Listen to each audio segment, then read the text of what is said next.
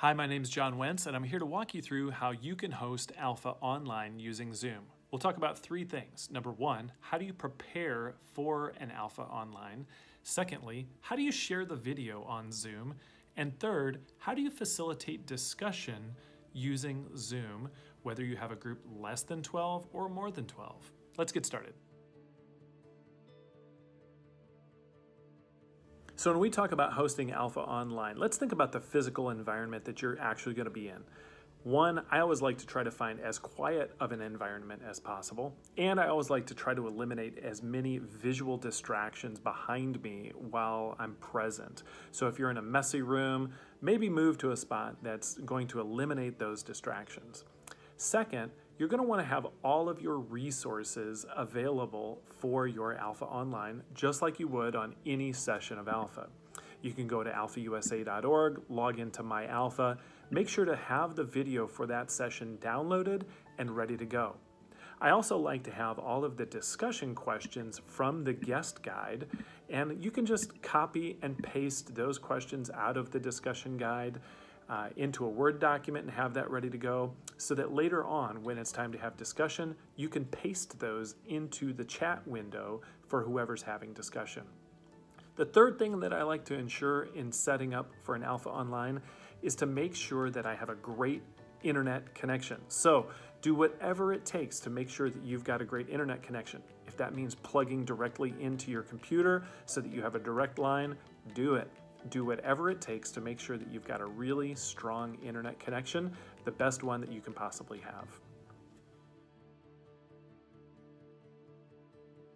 Once everything is set up and guests begin to arrive into your Zoom meeting, you'll want to make sure to encourage them to unmute whenever it comes time to talk and to enable their video if they're at a place where they can do so. It's always helpful whenever we host an Alpha online that we have multiple people helping. So if I'm hosting the room, I love to have a co-host or two who can help make sure to do all the behind scenes of muting people or unmuting people. It's always very helpful to equip a team even when you're doing Alpha online. As all the guests arrive and you're making light conversation, once you feel like you have enough people there and it's time to begin, you can begin with an icebreaker question. Simply put that icebreaker question in the chat window, let everyone know what it is, and have some fun going around, getting to know each other, and making everyone feel welcome. Once your icebreaker comes to a close, it will be time to share the Alpha video, and we're going to walk you through those steps on how to do so. Sharing the Alpha video is really simple. At the very bottom of your Zoom window, you'll see a button that says Share Screen. Simply click on that, and then a new window will pop up. Select your Alpha video. And before you click Share, make sure to click the two buttons at the very bottom that say Share Computer Audio and Optimize for Full Screen. Once you've done that, then you can click Share, and everyone will be able to see the window that you've selected.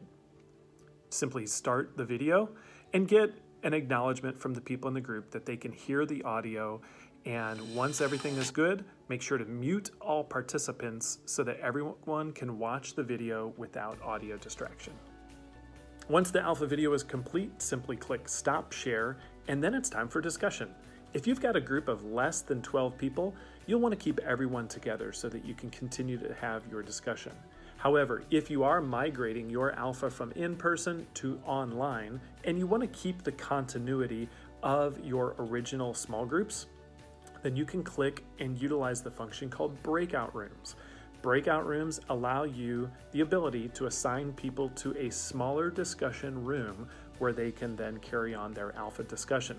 This is great if you want to keep the consistency of your already existing small groups, because you can manually assign people to those rooms.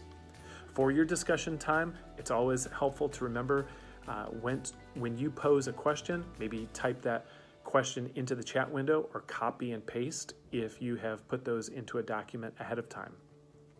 If you are monitoring the entire Alpha and you're utilizing breakout rooms, you'll want to make sure to end your Alpha on time, but also be sensitive to the fact that several of those breakout rooms may be in the middle of their discussion.